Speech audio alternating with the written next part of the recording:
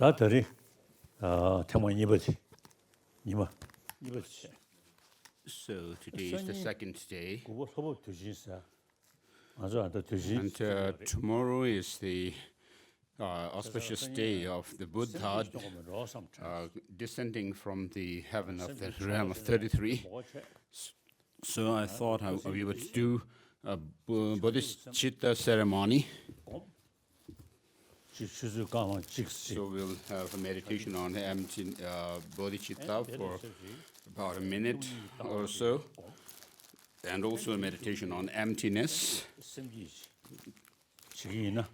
And then we'll do the Bodhichitta ceremony, generating Bodhichitta. Since it's the third day of our teaching tomorrow,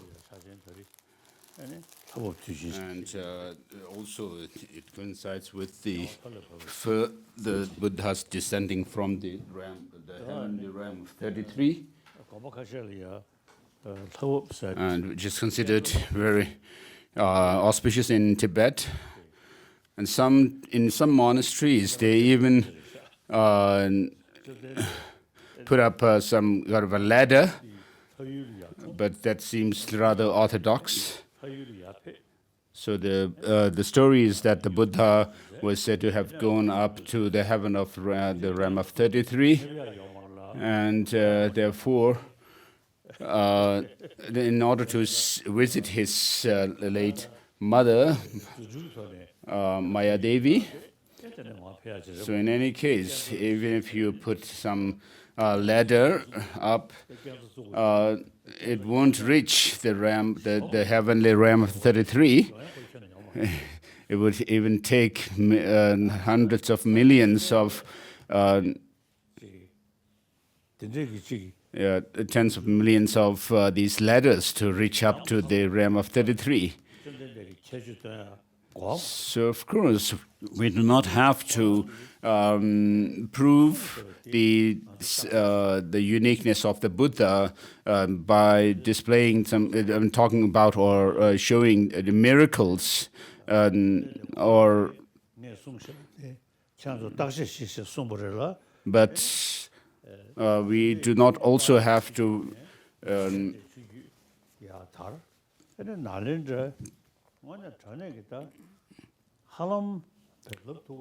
Take the teaching of the Buddha only on faith alone as well. And so we can actually say, but we have to take this Buddha's teaching based on reason, as the Buddha himself has stated, monks and scholars and so forth. And so the Buddha can be taken as a top-class kind of a philosopher, of the world. And so, according to his own statement of examining his teaching, the Nalanda masters have actually put his teaching to the test of reasoning. And so, we are all followers of the Nalanda tradition, as I said yesterday. And today we are facing lots of problems because of not having controlled our mind, disciplined our mind. And so all religions teach the means to discipline our minds through the practice of love, compassion, tolerance, and so forth.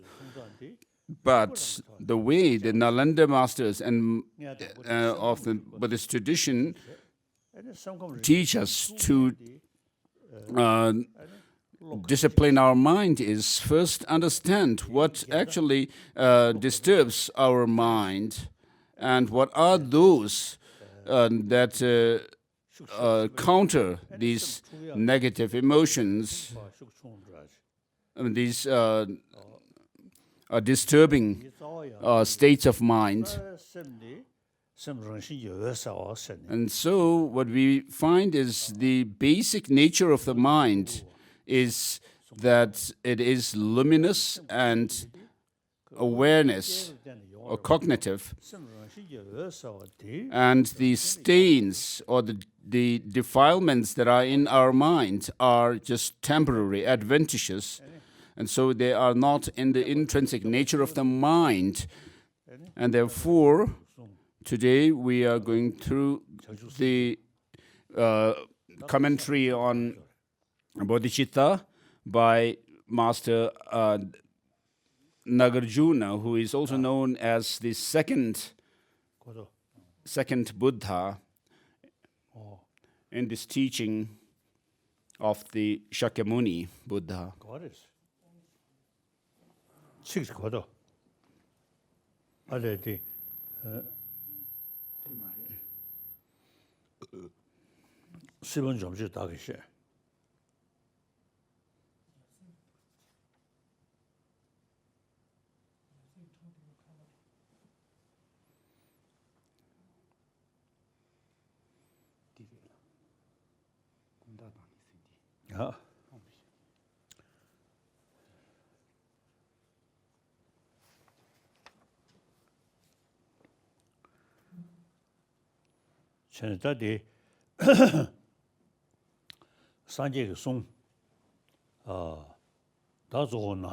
So the teaching of the Buddha, mainly the text that we study that has come down from the Nalanda tradition.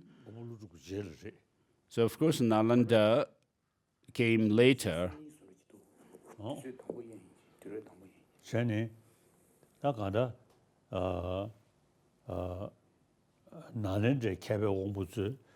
So the Nalanda masters,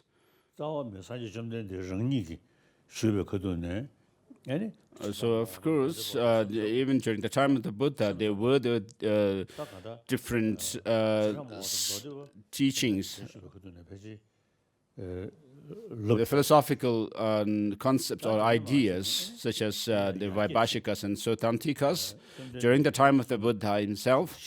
And then the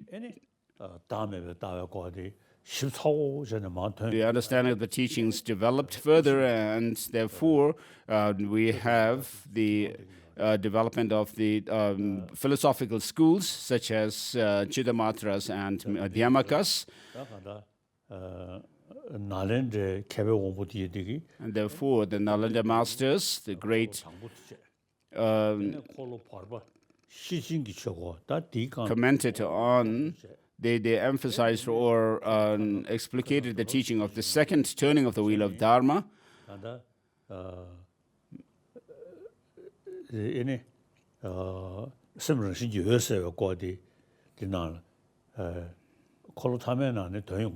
And then regarding the luminous nature of the mind, we also come across this in the third turning of the wheel of Dharma, as I mentioned. And so, Kungdang Tempe Döme Rinpoche has said that the teaching of the Buddha is like climbing up a mountain, beginning with the basic teachings and going up through the turnings of wheel Dharma, and then the Tantra, to the highest Yoga Tantra.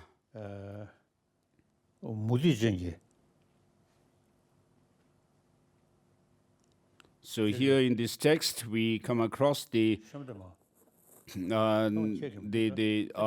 rejection of the non-Buddhist school philosophical ideas, and we have come to that of the Chittamatra view.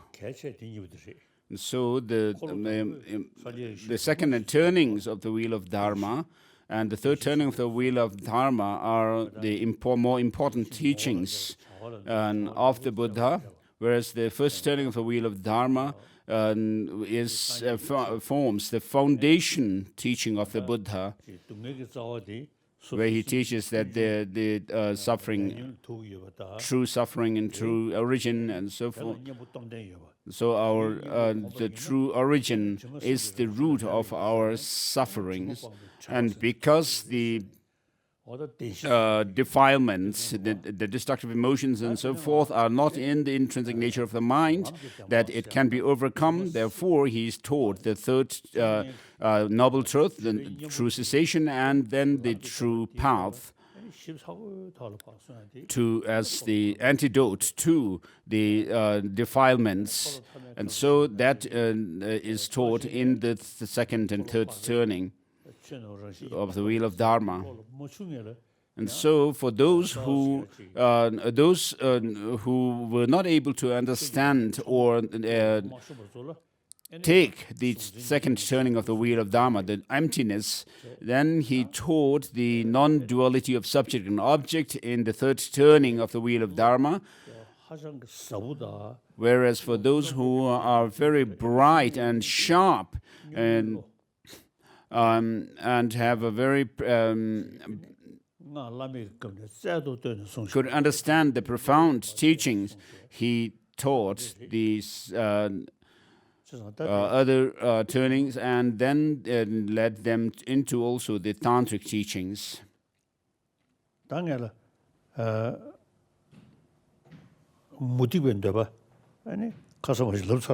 So the non-Buddhist philosophical ideas were already mentioned yesterday, and so they accept a permanent, single and autonomous self. So I find this sometimes easier to use to prove that there is past and future lives. Whereas in the Buddhist logic, we say that a consciousness must have a similar type of its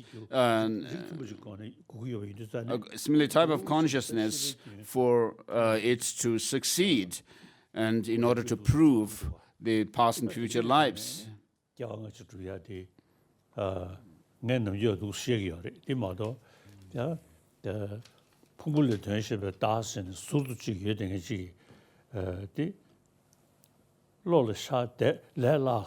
So it seems it's easier for me to use this idea of an Atma as asserted by the non-Buddhist traditions, easier to use to prove the past and future lives, because it's a single, permanent and autonomous. This is to say that it's distinct from the five aggregates.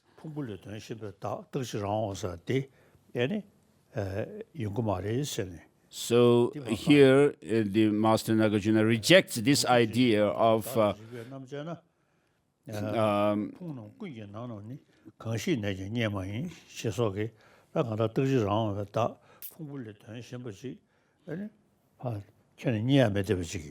so the non-Buddhist tradition idea of what they have asserted is not acceptable. It says,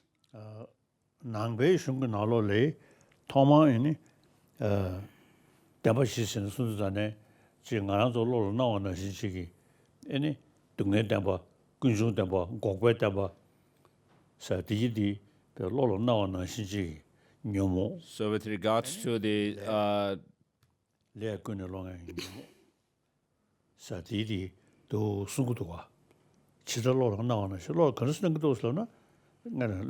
first turning of the wheel of Dharma. So of course if we check whether whether we exist apart from the mind-body constituent or not, there is an appearance that we do exist, that as if we exist apart from our and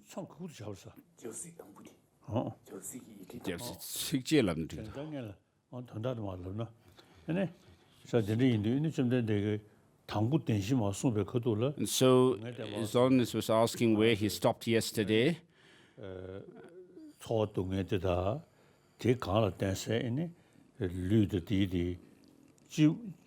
the Buddha in his first sermon said that there is suffering and that we experience, and which is a feeling or experience, a sensation, and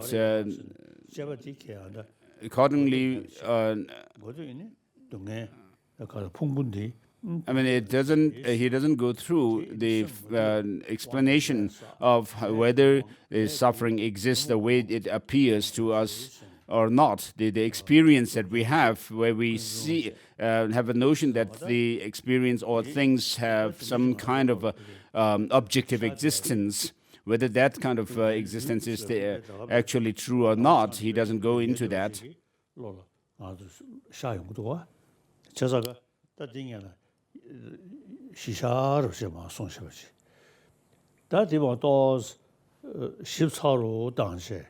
And so, according to how things appear to us, he seems to have given the teaching without analyzing whether things exist the way they appear to us or not. And then, regarding the physical form and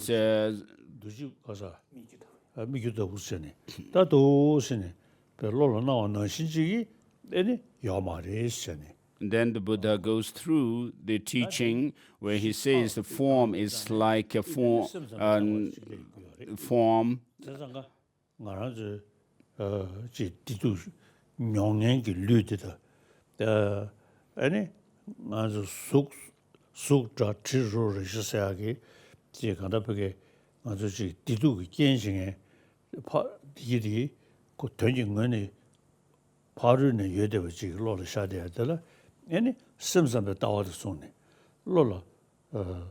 And then later the Buddha gave the teaching in accordance with those who have the propensity for Chitta Matra, philosophical view, by saying that things do not exist externally. So he rejects external existence and taught that things are mere reflection of the mind itself, and that things do not exist outside. And then the question is, if that is the case, do the form, sound, and so forth exist or not? And the answer is that they exist, but not as distinct, separate from the consciousness or cognition of them. And therefore, these objects, sound, form, and so forth, are exist as one nature with the cognition, and there is nothing outside. And they exist. They appear to us because of some imprint manifesting for us, and therefore there is the non-duality of the subject and object that is taught. And then the imprint is said to be left on our foundational consciousness, alaya vijnana, and therefore on the basis of this, it is taught that there is no emptiness of the duality of subject and object. And so when this is taught, when there is no external object, although we do kind of cling on or grasp at it, and it helps to counter the attachment, anger, and so forth, based on this idea of an external stimulus. And so the Chitta Matras say that things are mere reflection of our mind.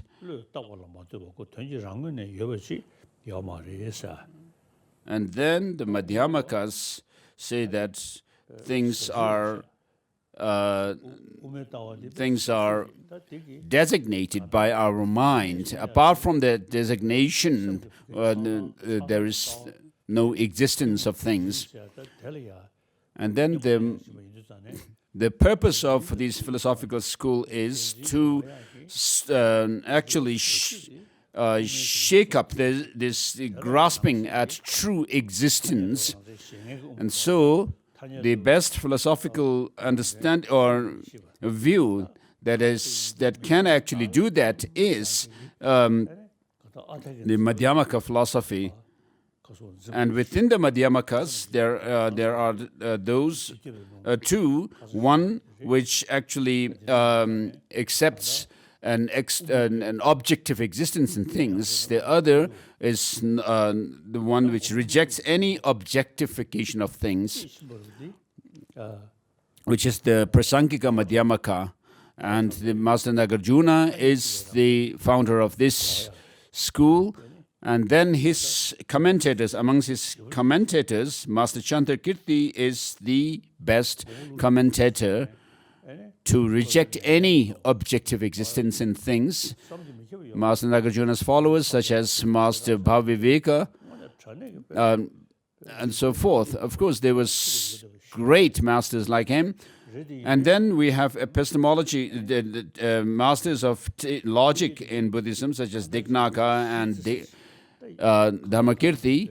Their logic is really profound. Still, they assert that in order to have a valid cognition of true knowledge, we need an object which actually exists objectively from their own side. Whereas Master Chandrakirti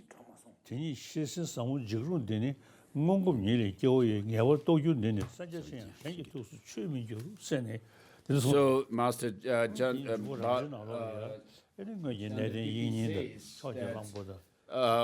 even if someone were to be very learned, they will still not understand this profound philosophical teaching of Master Nagarjuna. Though his mind may need, it's verse chapter 6 of Madhyamaka Avatara.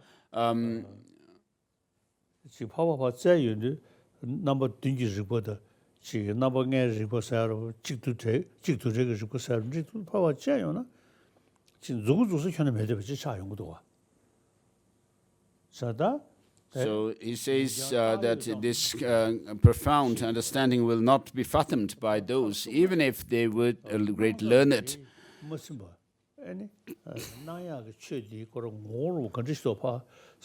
So what he said is that things exist, but though they do appear to us, they don't exist the way they appear to us. If you scrutinize the objects. And then Master Chandrakirti also says that things do not exist objectively.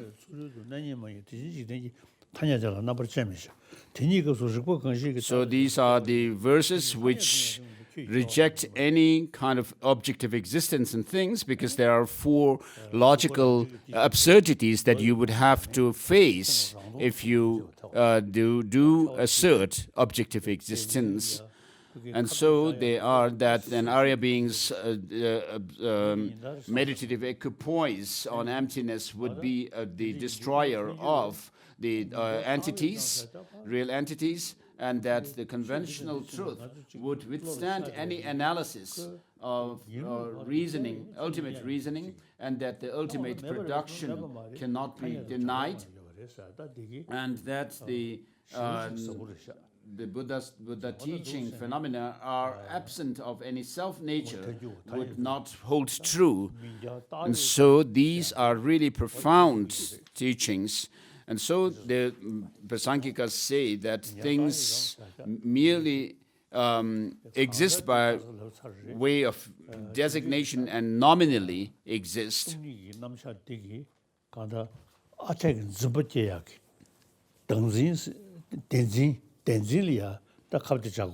So the teaching of emptiness actually has to counter our grasping at true independent existence.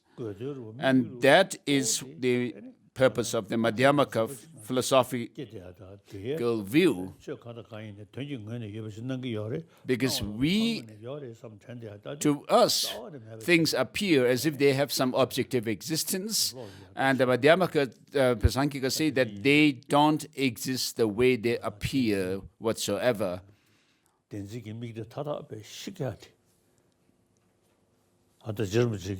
And so to destroy any objectification in things, the Madhyamaka Prasangika's philosophical idea does that.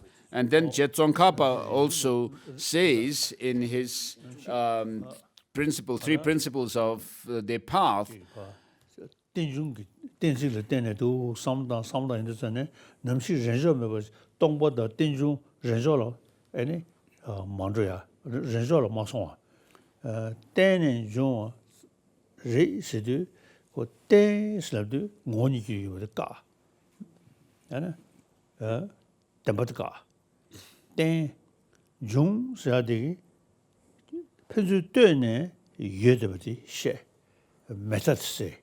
so when you say things are merely dependently arisen, so the dependence rejects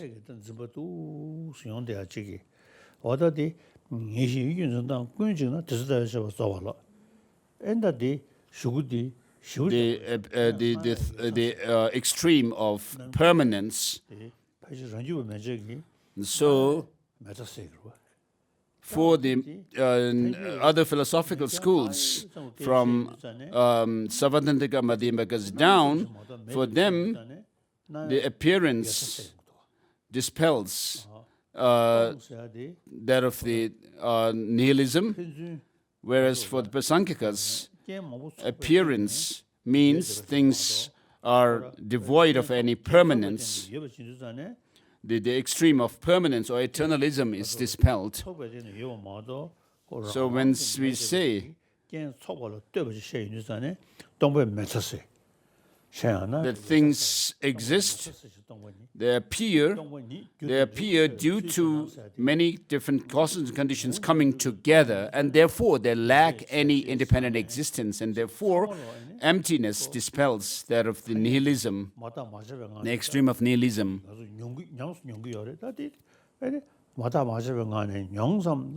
And so things are asserted to exist merely on the basis of conventional designation.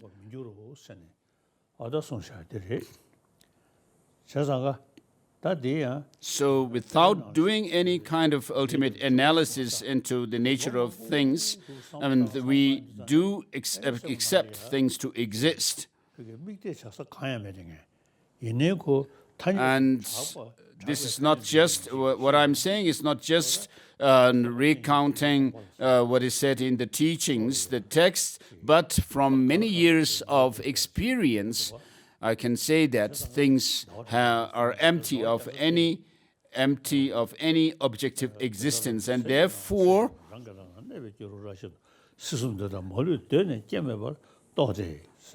and so at the end of the 6th chapter of Chandrakirti's Madhyamaka Avatara,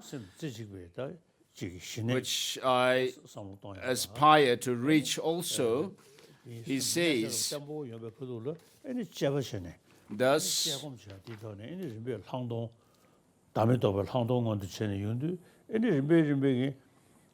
illuminated by the rays of the wisdom's light, the Bodhisattva sees as clearly as the gooseberry on his open palm that the three rams in their entirety are unborn from their very start, and through the force of conventional truth, he journeys to cessation.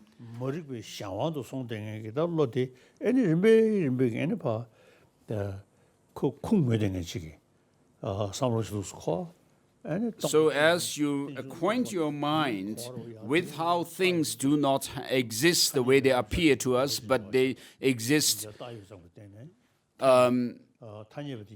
by way of convention, designation, then you'll be able to assert from your experience, when you gained insight into emptiness, that things do actually are devoid of any objective existence, yet they exist by way of designation.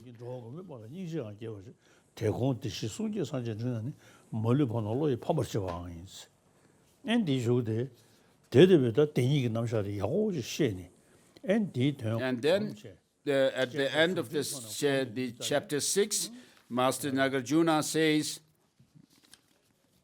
so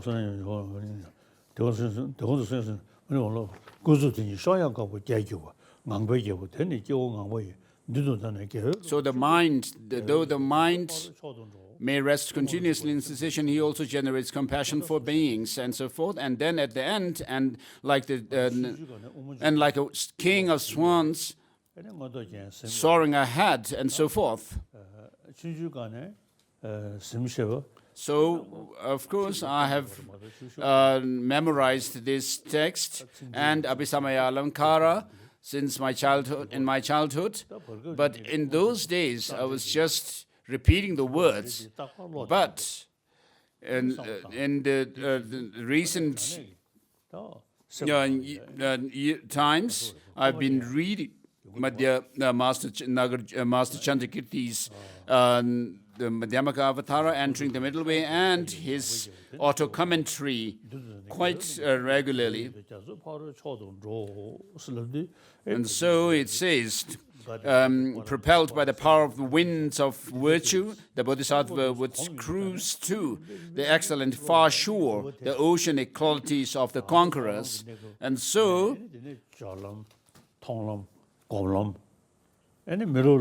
starting from the path of accumulation and progressing along the paths of preparation or cultivation and application and seeing, meditation, and then reaching that of the normal learning, and seems rather a reality. A realistic goal to reach that oceanic qualities of the conquerors.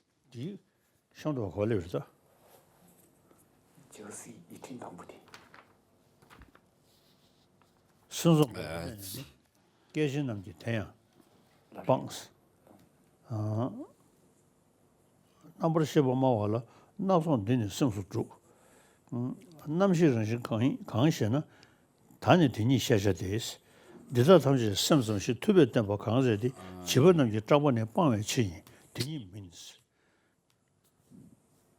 난 삼삼배 아니 뜨루 나가다 최선을 섬기다니리 아니 So the Chittamantras say that so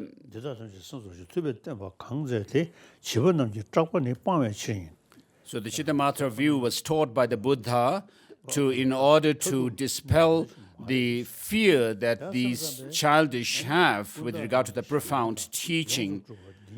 And then the Chittamatra view of the three natures were taught. So these three natures, sorry, my computer stopped.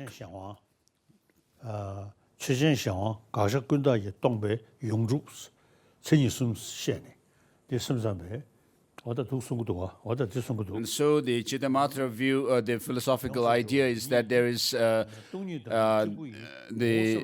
dependent nature, which being devoid of, which is devoid of the imputed nature, and that absence of imputed nature in the dependent nature is the perfect nature, or and so our consciousness, for example, is dependent nature, and then it's being devoid of the object and subject.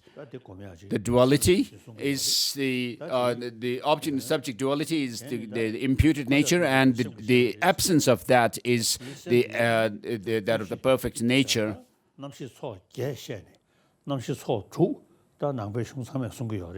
남시 소 주관이야 다전적에 박사 사야게 심으로 정해디 군시 이게 남시 시전이 시기 거라 루모된 정신시 어더 두시네. And so the Chittamantras posit 8 types of consciousness. The first, the five sensory perceptions, and then there's the mental consciousness, and then the afflictive mind, and the alaya vijnana.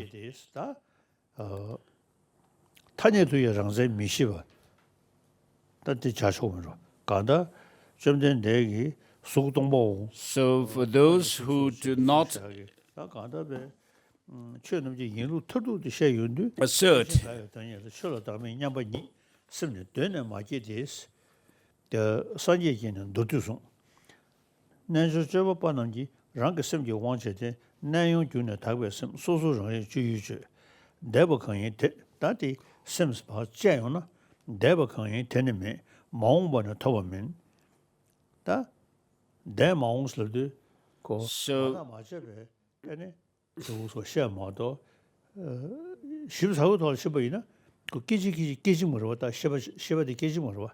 So we are on verse number 31, sorry. That which is past is not more, and that which is yet to be is not obtained.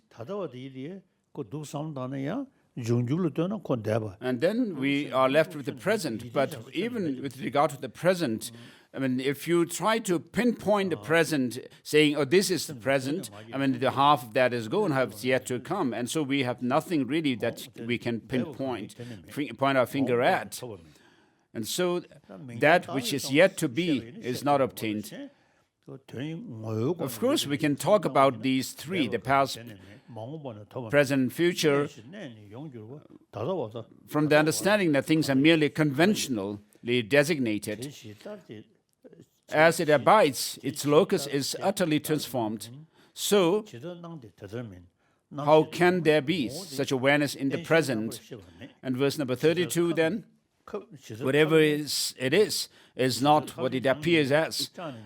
Whatever it appears as, it is not so. Consciousness is devoid of selfhood, yet consciousness has no other basis.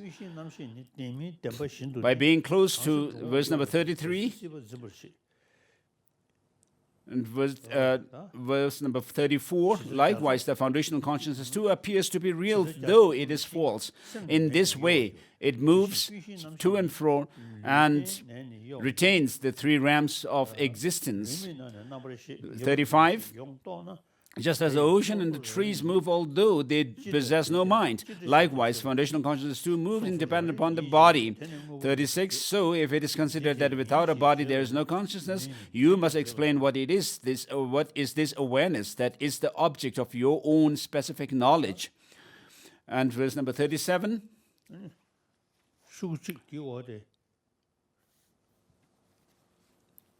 By calling it specific awareness of itself, you are asserting it to be an entity. Yet, by stating that it is this, you are asserting it also to be powerless.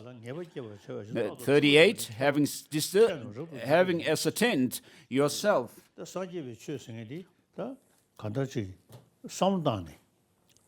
And so forth. So with regard to the teaching of the Buddha, what it does is explain how things exist, because we need to eliminate or overcome our distorted cognition.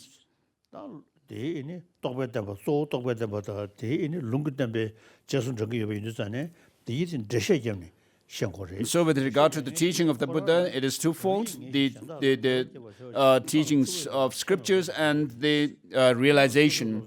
And so we need first to study and learn the teaching and then gain experience ourselves and then share it with others, one's own experience. So, having ascertained yourself and to help others ascertain, the learned proceeds excellently, always without error, and the cognizer perceives the cognizable. Without the cognizable, there is no cognition. Therefore, why do you not admit that neither object nor subject exists at all? The mind is but a mere name. Apart from its name, it exists as nothing. So, view the consciousness as a mere name. Name, too, has no intrinsic nature. And verse number 43 also read, In brief, the Buddhas have never, so nothing whatever has any objective existence when you scrutinize and try to find their identity. And therefore, the three natures, such as and so forth, entities is conceptualization. Absence of conceptualization is emptiness. Where conceptualization occurs, how can there be emptiness? And so,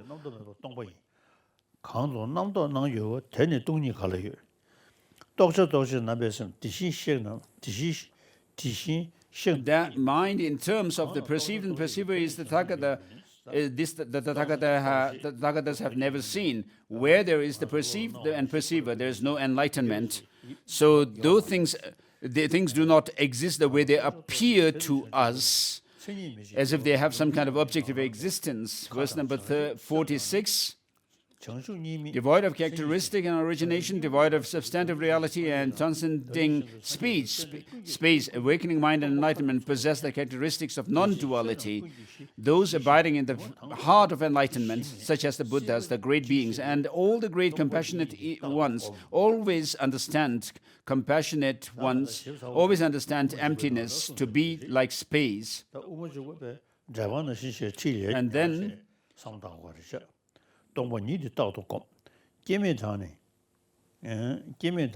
so verse number 48 also read, therefore constantly meditate on this emptiness, the basis of all phenomena, tranquil and illusion-like, groundless and destroyer of cyclic existence.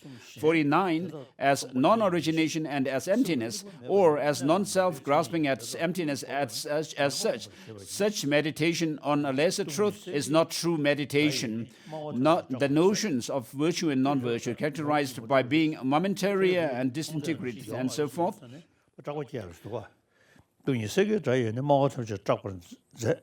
And then verse number 52 says, by the lion's roar of emptiness, all pronouncements are frightened. This is true.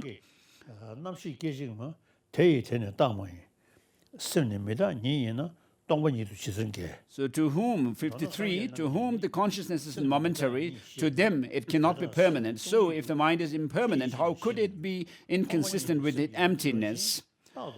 In brief, if the Buddha upholds the mind to be impermanent, how would they not uphold that it is empty as well?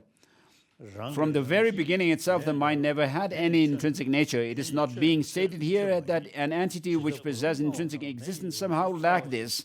If you assert, 56, if you assert this, you abandon the locus of selfhood in the mind. It's not in the nature of things to transcend their own intrinsic nature.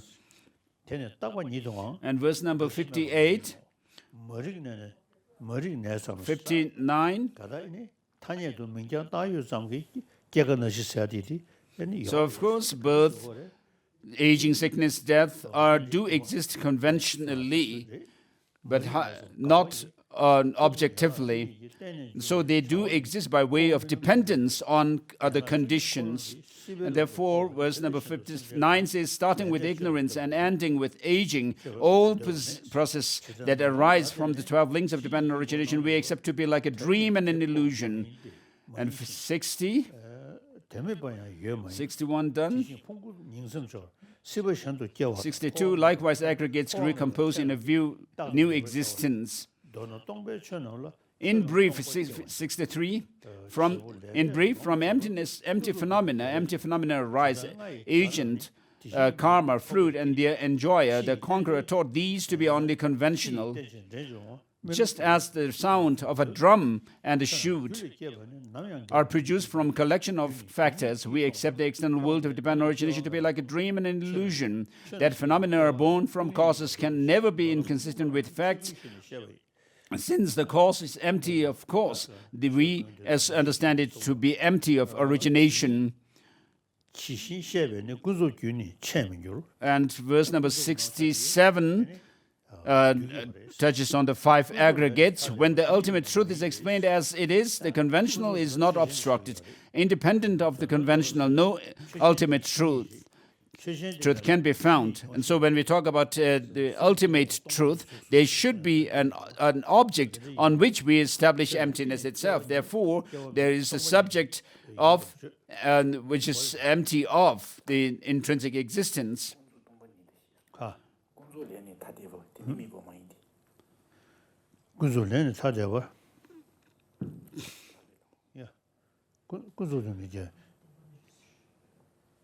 So the conventional is taught for 68.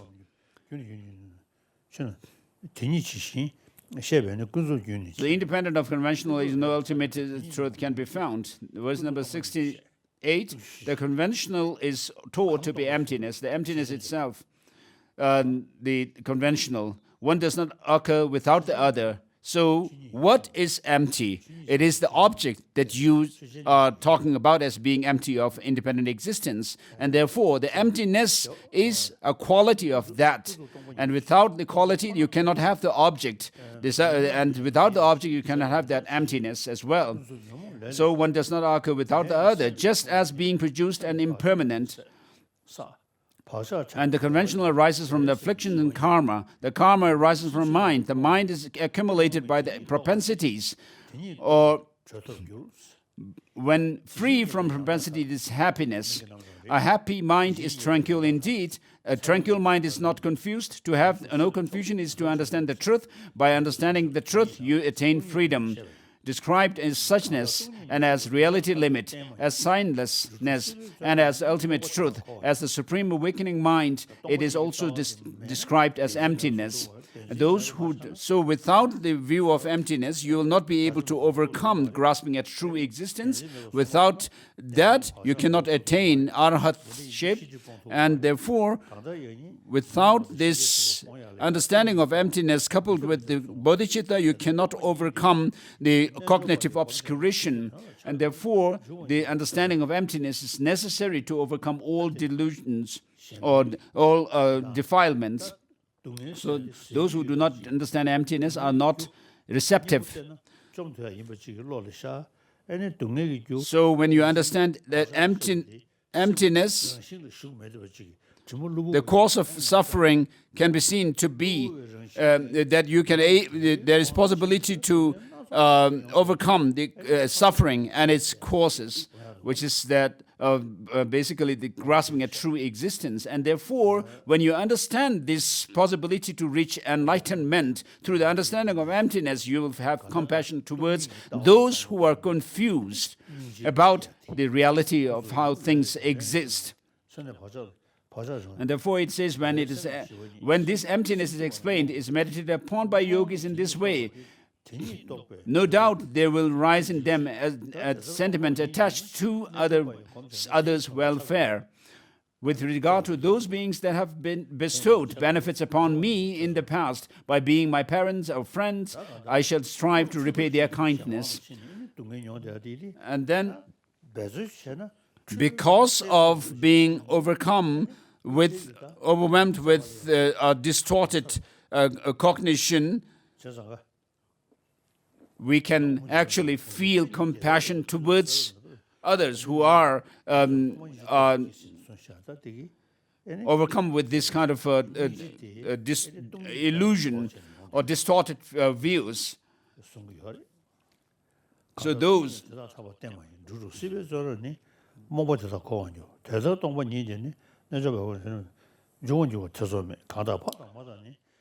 So with regard to those beings, 74, 75, those beings that are being scorched by the fire of afflictions in the prison of existence, just as I have given them suffering in the past, it is befitting today that I give them happiness. So of course, all sentient beings across the expanse of space are related to us, and therefore, we need to think about bringing the temporary as well as ultimate happiness to benefit and happiness to them. And then verse number 76 says, if you help others, you will have happiness. If you harm others, you will have suffering. And then 77, If by relying upon sentient beings the unexalted state of Buddhahood is brought about, what is astonishing about the fact that whatever prosperity there is among gods and humans, 78th such as enjoyed by Brahma, Indra, and so forth, there is nothing in this triple world system that is not brought forth by helping others. And so the suffering that we experience are because of harming others. And verse number 79 says, as hell beings, as animals and hungry ghosts, the different kinds of suffering which sentient beings experience come from harming others. And then 80.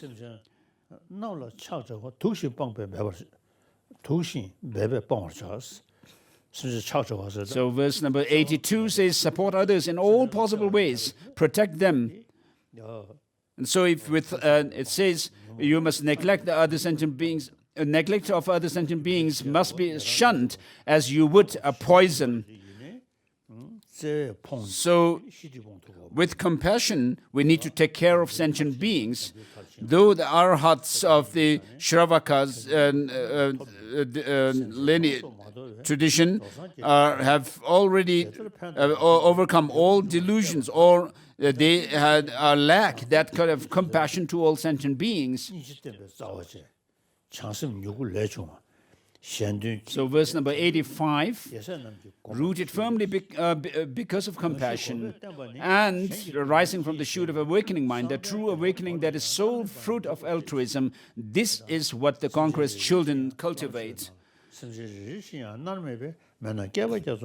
then in verse number 86, it mentions the Bodhisattvas renounce the bliss of concentration and plunge into even to the depths of relentless hell.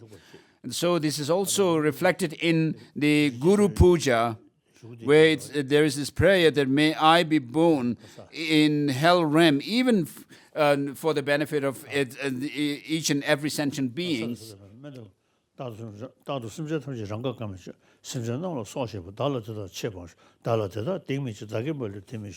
then in Nagarjuna's Ratnavali, Precious Garland, verse so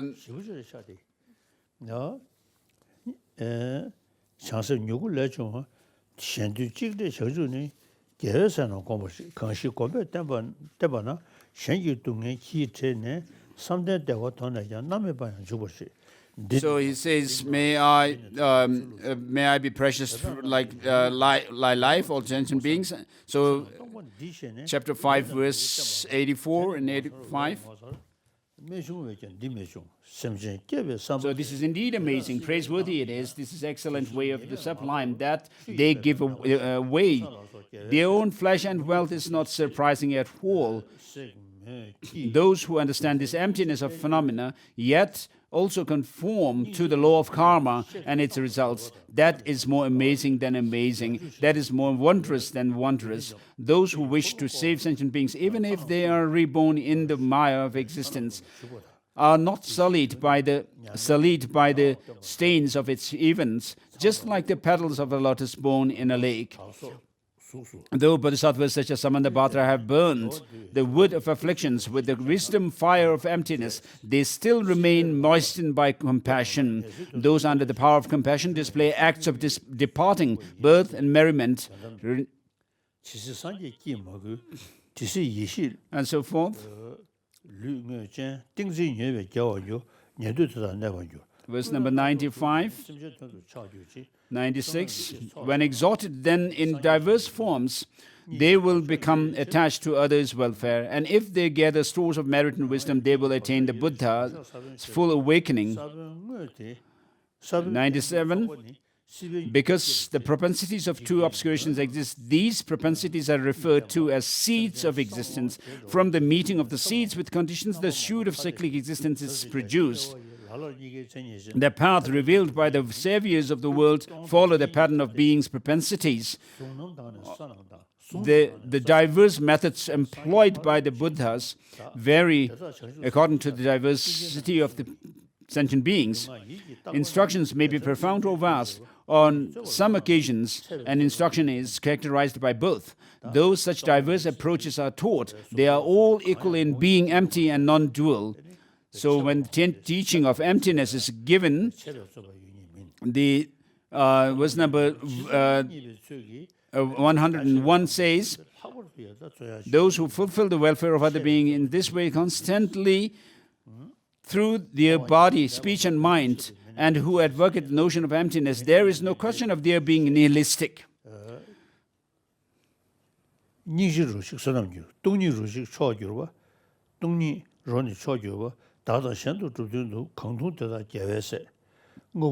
in secularism nor in nirvana reside the great beings. Therefore, the Buddha taught, here the non-abiding nirvana, and the single taste of compassion is merit. The taste of emptiness is most excellent. Those who drink the elixir of emptiness to realize self and others' welfare are conquerors' children. Bow to them with your entire being. So with the help of the view of emptiness, and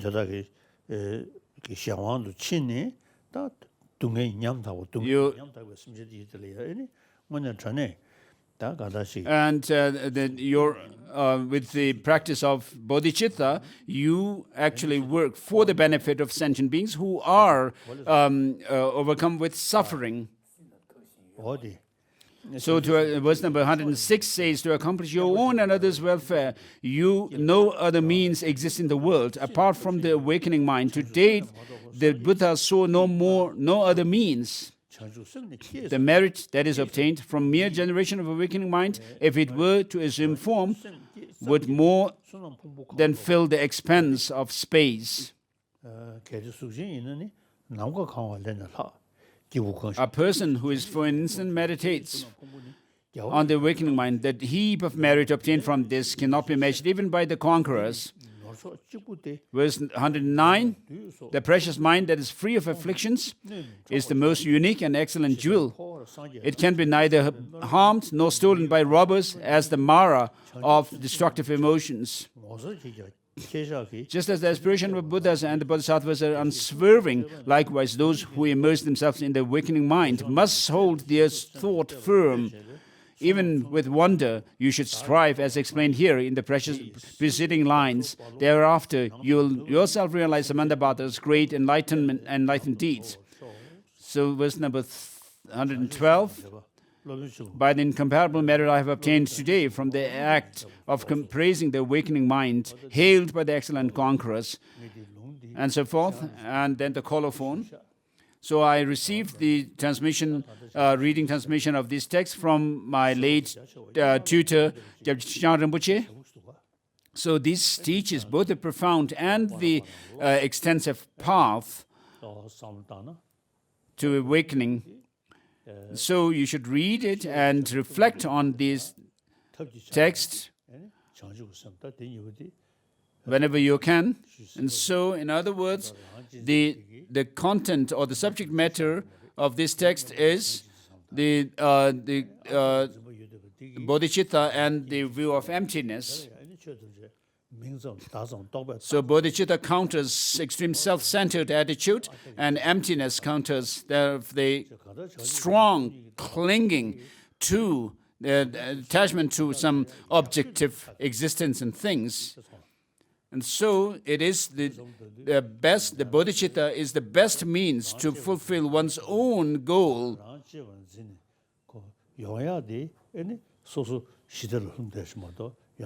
So, of course, if you aim to become an arhat, you may reach that, but the arhats are still left in the peace that they have attained, and they are not able to serve sentient beings who are still suffering, others' welfare. And then, so with this, we are done with the Bodhicitta Vivarana. And tomorrow, as I said before, so it is the 22nd of the 9th lunar month, according to Tibetan calendar. And it is the day of the Buddha's descent from the heaven of the realm of 33. And so it's an auspicious day tomorrow, and today if you could, so this day is considered very auspicious. So if you could recite the Arapachana mantra of Manjushri and the six-syllable mantra of Mani Padme Hum as many times as possible, these two mantras today, and when we gather tomorrow, without having to do any much prayer, we will meditate on Bodhichitta for a minute or so. First, meditation on emptiness for a minute or so, and then Bodhichitta, which is this aspiration to become a Buddha for the benefit of all sentient beings. Make that determination, have that strong determination to become a Buddha for the benefit of all sentient beings. And so we'll do that tomorrow. Yes. Your Holiness, thank you very much. Today we would like to start with a question from the President of the Republic of Tuva, Mr. Shobhan Karaol. Tuva. Okay. Ваше Святейшество, для меня большая честь сегодня присутствовать на этом учении. Я получил для себя тоже очень много поучительного. So, Your Holiness, when I met you in Mongolia back in 2011, you blessed our initiative to construct the main Buddhist temple of the Republic of Tuva. Construction is nearing completion today. My question for you is, how do you envision Buddhist temples and monasteries in future? What purpose should they serve? In addition, on behalf of the Tuvan people, I request you to give a name to our new monastery, and we will pray that you will be able to come to its consecration ceremony. Я очень хочу убежать от той кармической привязанности, которую вы только что сказали, к объекту, чтобы не было омрачения ума в том, чтобы я слишком привязанным к этому объекту не был. Мой вопрос к вам, Ваше Святейшество, скажите мне, пожалуйста, в будущем храмы какое предназначение должны получать? Какое их назначение? Это первый вопрос. И второй вопрос. Можно ли у вас попросить, Ваше Святейшество, дайте нашему храму название, имя, и мы с честью его воздадим нашему храму и будем его хранить. Мы считаем, что наш храм получится прежде всего благодаря вашему благословению. Спасибо вам. Thank you.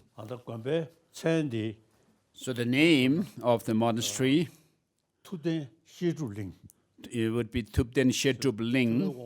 So Tup refers to that of Shakyamuni, Buddha, the Munindra. Tupden Shedrup Ling.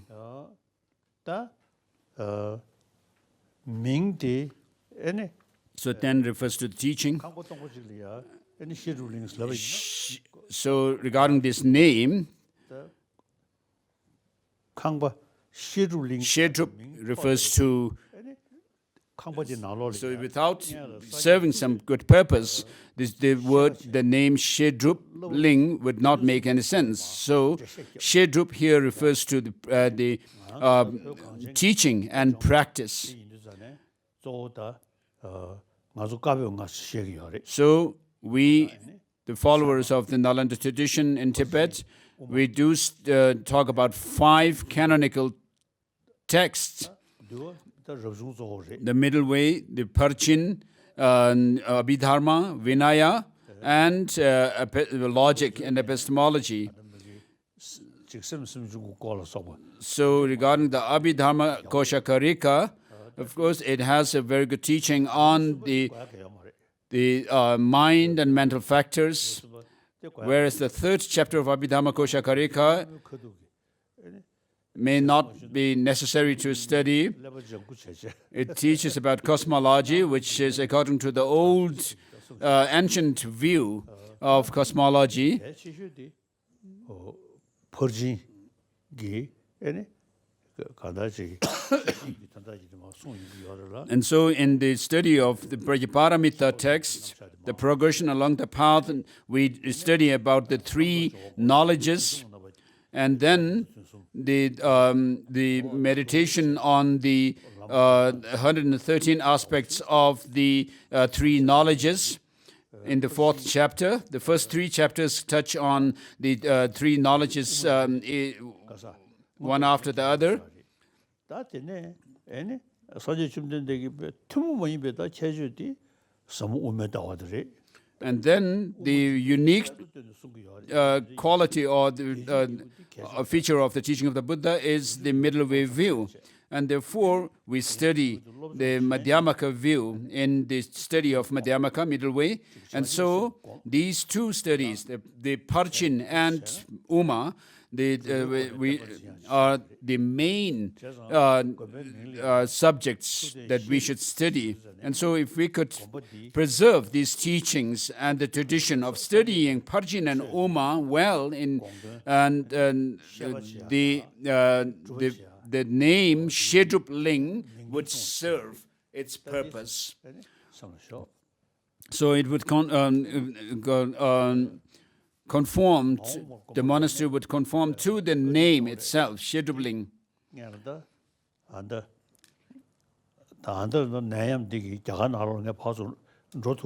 So regarding your request to visit for consecration, at this time, of course, because of the coronavirus pandemic, it's not possible, of course, but I am hoping to visit Wu Taishan in China. So if that materializes, I hope also to visit Tuva.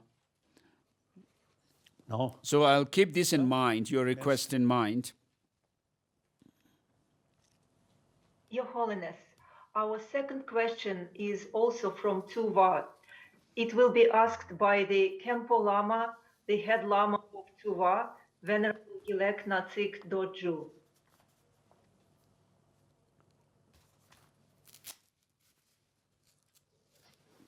Драгоценный наш коренной учитель, Ваше Святейшество Далай Лама, от имени всего Туинского народа. Your Holiness, we are interested to know how Buddhist teaching is being taught in Tibetan kindergartens and schools.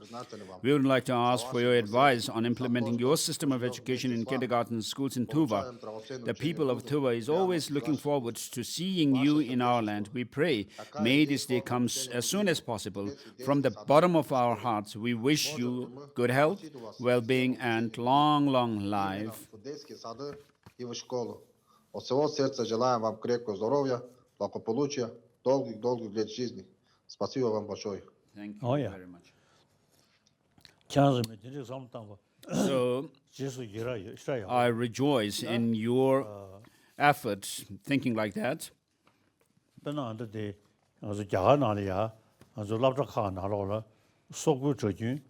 So in our monastic institutions in India, we have few hundred Mongolian and ethnic Mongolians in the great seats of learning in South India.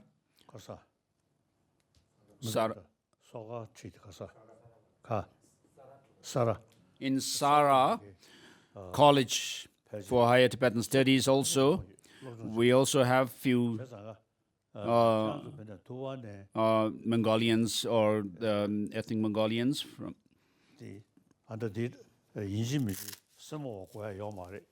So it's not necessary to be a monastic, but it can be lay people.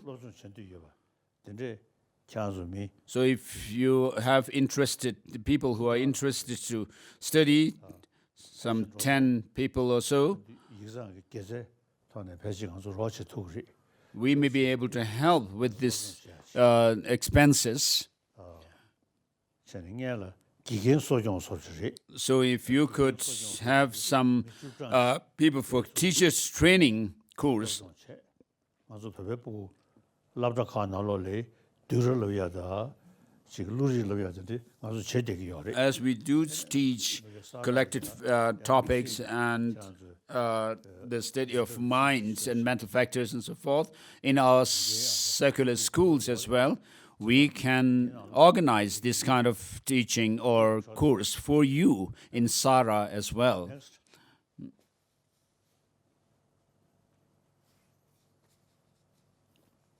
Next question. Oh yeah, to Your Holiness, yes.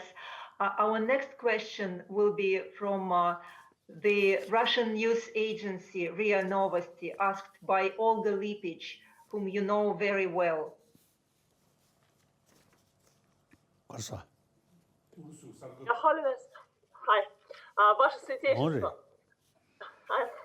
До пандемии коронавируса в мире Your Holiness, before the coronavirus pandemic, our capitalist worldview prevailed. We saw consumerism, various wars and pursuits of money, technological progress. People were seeking comfort exclusively for themselves and or their own family, and few people were really happy. The pandemic, on the other hand, made the situation worse by adding fear and confusion in the struggle for survival.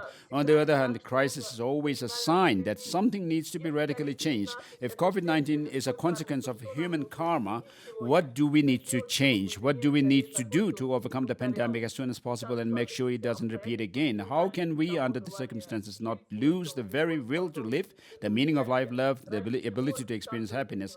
What for and how shall we work to transform ourselves and others?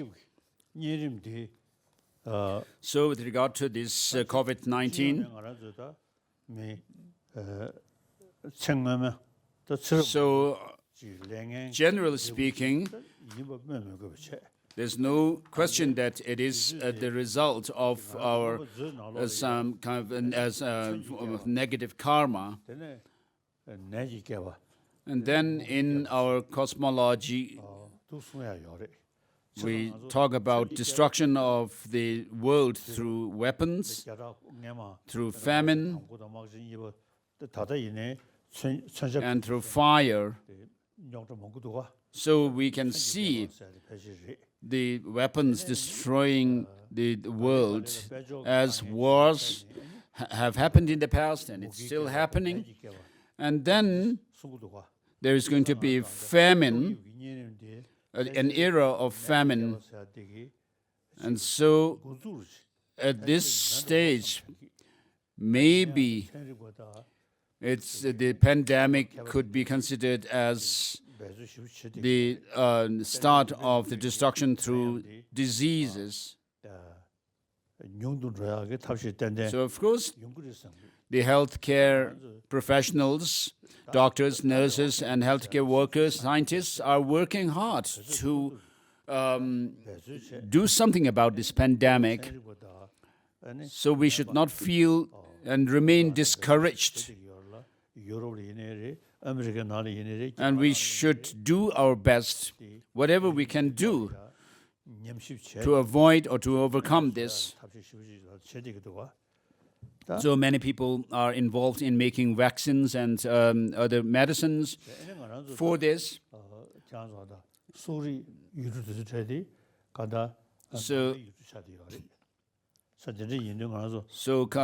the Kalmykia, Buryatia, and Tuva are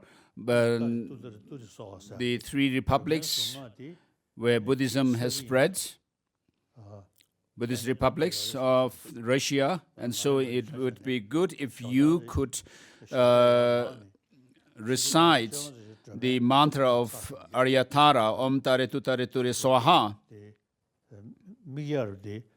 I do that every morning, so I dedicate the recitation of the mantra for this pandemic to subside as soon as possible in the world, and particularly in India.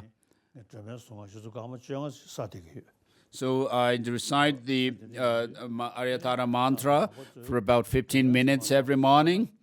So the Buddhists in Russia, if you could recite this mantra also, it would be beneficial. Your Holiness, Okay. So that's all.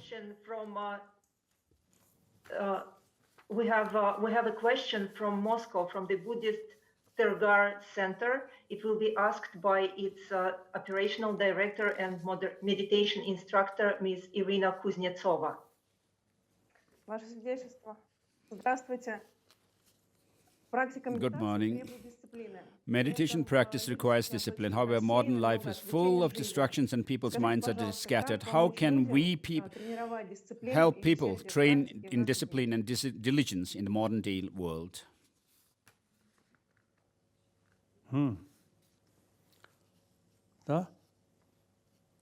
찾았어야 돼. 소소서버. So being 류보다 메시주다. busy is something that you actually make. It's your doing. 수수 직성제.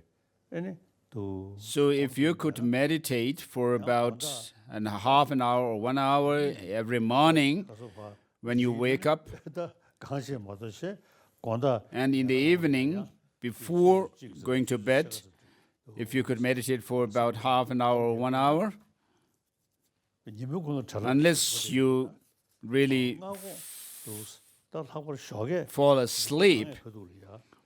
곰 얘기나. it would be good. So the best is if you could meditate in the early morning when your mind is fresh. 전부터 시신해야 되기 또 And then mindfulness and 전부터 시신기.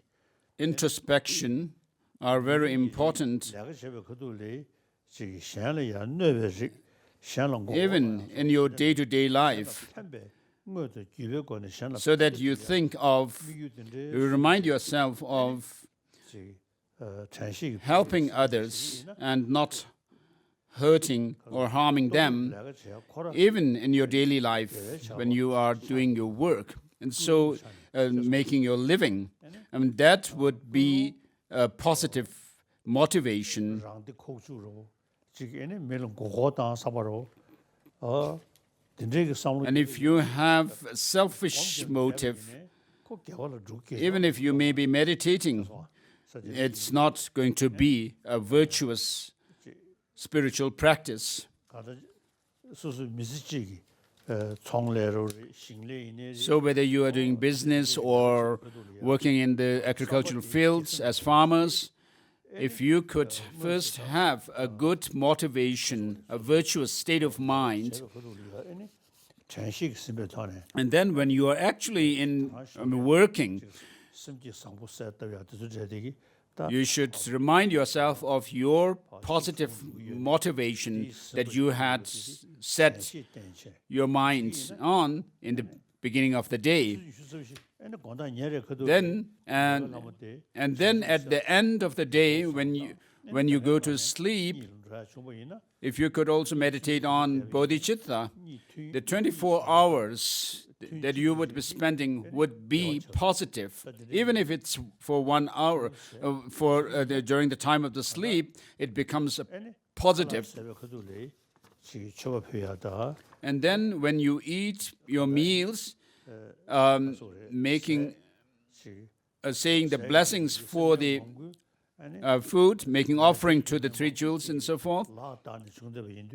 So because the food that you eat comes from so many people who have worked to sow the seed and in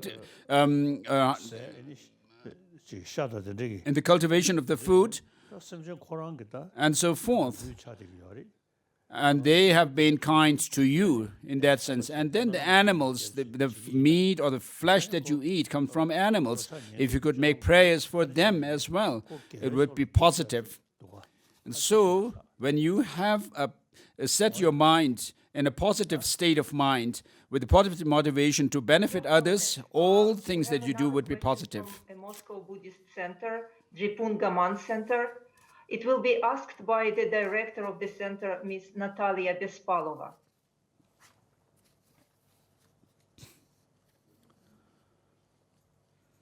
Здравствуйте, Ваше Святейшество. Good morning. When a person realizes emptiness of outer phenomena and oneself, his afflictions or kleshas, anger and so forth disappear. However, love and compassion towards sentient beings remain. Why do they remain and don't disappear like kleshas? Ваше Святейшество, а могли бы вы посоветовать что-то из вашего собственного опыта? Как восстановить вдохновение к практике, если оно пропало? So when you say realizing emptiness, it doesn't mean nothing exists. You're not saying things are empty with the nihilistic idea. So however many times you may say you have realized emptiness, it should not be just lip service. First, you need to see if you have actually recognized the object to be negated. And so, and then when you realize emptiness, you, instead of becoming nihilist, you'll be able to see how this realization of emptiness supports your practices of helping others, compassion, and so forth. And so it should be a support to your practice of altruism. So if you have a good understanding, a perfect understanding of emptiness, these other experiences of compassion, love, and so forth should increase. So it seems you have a wrong understanding of emptiness. So if you have a good understanding of emptiness, the conventionalities of things would also be acceptable, which says that if you do good, you'll have a positive consequence. If you do bad things, you'll have bad consequences. So you'll be able to... So in the beginning of the Madhyamaka Avatara, entering the middle way,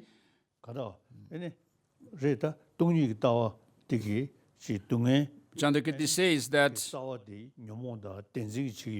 the understanding of emptiness, with the understanding of emptiness, you see that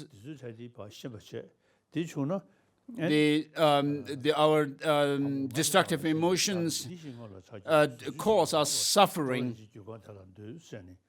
And so with this attachment to oneself, you say, I am, and this leads to the attachment to mine, things, possessions, and in this way, and so through these clinging to some objective existence in self and others, objects, you propel yourself in this samsara. So emptiness should not lead you to think things are nothing. Your Holiness, the next question is from St. Petersburg, from the Center of Arya Deva, which is part of the FPMT, Foundation for the Preservation of Mahayana Tradition. It will be asked by Dinara Zaidulina. Здравствуйте, Ваше Святейшество. Спасибо за вашу доброту и учение. Вопрос. Я понимаю так, что когда человек познает пустоту внешних явлений себя, у него исчезают клеши. So at the beginning of the practice, there is always an inspiration. We practice easily and with pleasure. And then there comes a point where practice becomes routine and something ordinary. The urge to practice generates. And Your Holiness, could you advise something based on your experience, how to rejuvenate aspiration? So you should not just make things routine for you, but like following a syllabus in a school. But you need to have more a broader view of what you are doing in your practice. Put it in a broader perspective. So in today's world, even educated people become troublemakers, and they are not happy as well. So we should not take things for granted, like we usually do, but think more broadly. So we do talk about peace in the world, but everyone is fighting with each other. And then in the worst case, religion, which is meant for making us more disciplined and controlled, is used for fighting with others, killing others, and so forth. And so, look at the world, understand the situation, and then these problems shows, you'll understand that the problems shows that the education system in the world today, the existing education system is not adequate. So, of course, as I usually say, physical hygiene is taken care of in our education system, but mental hygiene is not taught. So we need to learn what disturbs our mind and what are those which can counter these disturbances, the causes for these disturbances. And so, without having to talk about world peace first, we need to think first of, we could think of having a peace of mind within each individual, and that creates, and to create a family, a peaceful family, and then that extends to your community, and so, and then the global community. So we should think of implementing the methods for peace of mind through taking care of the emotional hygiene. So if you have altruistic attitude towards others, love and compassion, you will have peace of mind. And if you are overcome with jealousy, anger, attachment, and so forth, you will not have peace of mind, and there will not be peace in the community and family, and so forth. And so, through my contact and discussions with modern scientists, I have been talking about this cultivation of emotional hygiene. And so, in the West, they don't have much idea about the mind and emotions much. And so the modern scientists, many of them also are taking interest in learning from our tradition about human psychology, mind and emotions. So when I have discussions with these scientists, they do tell me that it helps in bringing peace of mind. They are not talking about past and future lives, or nor do they talk about a creator God. We are not talking about these things, but for our own peace of mind, we need to implement the secular ethics in our life. This is what I'm talking about. So when your interest grows further in this teaching of secular ethics, then you will also be able to go into, you can also go into Buddhist teachings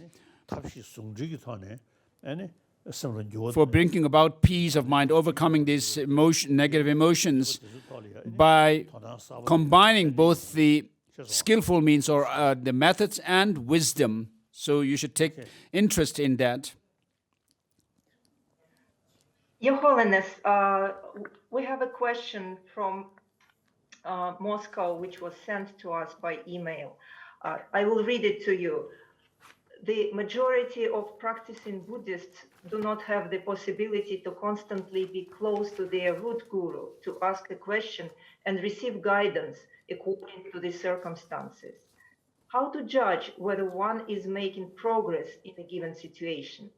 What should be the main criteria? Our own feelings, the opinion of other people, or criteria described in authoritative texts? No, yeah.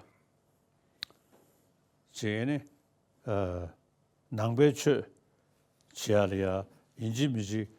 in order to practice Buddhism, It's not necessary to receive a teaching from a teacher, and it's not necessary to receive oral transmissions and explanations and so forth. But what you need, what is important is to study text. If you have Bodhichitta, Bodhisattvacharya Avatara in Russian or not, so for over 12 centuries or so, this text has been an important text. So Master Shanti Deva, who lived in the 8th century, this guide to the Bodhisattva way of life teaches the faults or disadvantages of self-cherishing attitude and the advantages of cherishing others over oneself alone. And so there's no greater text for the practice of bodhicitta. So of course you should also study other texts which teach about the teaching of the Buddha as the support for Bodhisattvacharya Avatara. And so you can consider this text as your guru or your friend as well. And so keep this text with you, read it, and when you become angry, read the 6th chapter, which teaches patience. And then when you have anxiety, jealousy, competitive feelings, then read the 8th chapter. So consider the Bodhisattvacharya Avatara as your trusted friend. And so when you feel disturbed within yourself, when you have a disturbed state of mind, read it. So rather than having a Lama or who performs a grand ritual and dancing and all that, it would be better to have Bodhisattvacharya Avatara on your bedside, at your bedside, and read it on a daily basis. And particularly when you feel disturbed within, you should read the 6th and the 8th chapters. So regarding myself, in the past, in Lhasa, when I was in Lhasa, Lumbrim, the stages of the path to enlightenment, is quite a renowned teaching. Whereas after coming to exile in India, I received this teaching on this text, Bodhisattvacharya Avatara, from Kuno Lama Rinpoche Tenzin Gelsen, and since then I used it for my practice and teach this. I make the teaching this text an important point. So I saw on television some people doing some pujas or religious practice, and they are actually holding the bell in their right hand and ringing it, and then using damaru, the small drum. So it was a program on the history of Tibetan Buddhism in some program, television program where they talk about Tibetan Buddhism. They show prayer flags and doing rituals, people doing rituals. And they don't have the idea of studying Nalanda tradition, in the Nalanda tradition, that we in Tibet study the different text treatises for 30 years or so when we were in Tibet. And today we spent over about 20 years to study that. So this is the real tradition of Nalanda institution that we are following. So otherwise, using rituals may seem like you are doing these for your own living. So we need to understand what the Dharma means. 엔다 그러다. 어디 나머지 페이지 랑가자로 되지다. 냠린 공빈 주민 지졌다고. 대와 준주 베시디. So use Bodhisattva Charyavatara, keep it with you, and read it, study it, and when you go against the teachings in it, your practice is still not adequate. You're not doing enough practice.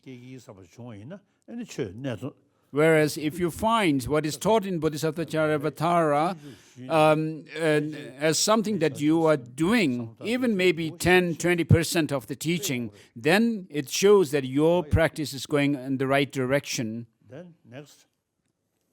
So I do study this text. Your Holiness, we would like to ask the last question for today. It also was sent to us by email. How can we introduce Dharma to young generation? Which aspects do you see as most attractive for them? 당연히 최대 랑문스잖니. 저분이 디가래야.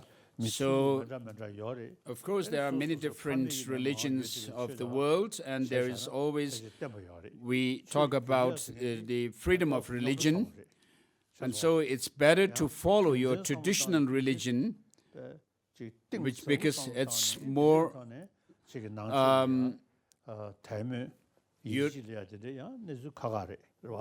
your situation would be more stable. Whereas if you are someone who is inclined to using reason, and you find some religion to be more agreeable with you, then of course you can follow that. So today, in today's world, it is better to follow your own traditional religion of your forebears. On top of you following your own religion, you can of course add practices from other religious traditions. For example, if you are a Christian, you should have your faith in Jesus Christ and God. And on top of that, you can add practices from the 6th and the 8th chapters of Bodhisattva Charyavatara for your in your practice.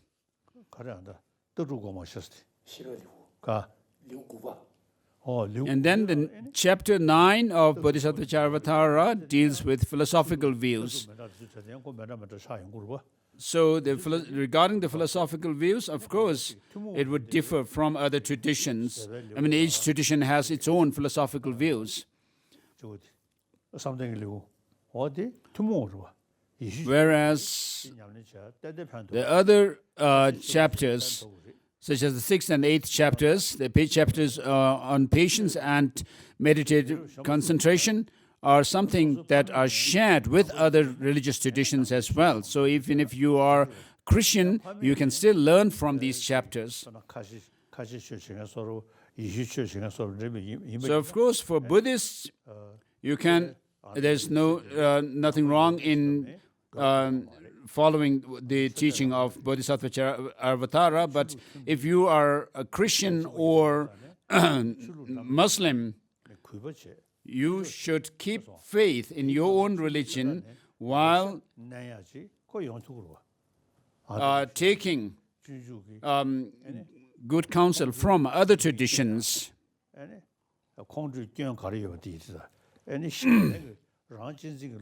Which are beneficial. So with regards to the practice of the teaching of the Bodhisattva Charyavatara, where it talks about disadvantages of self-cherishing attitude and advantages of cherishing others over oneself. This can be taken also by Christians, practitioners as well.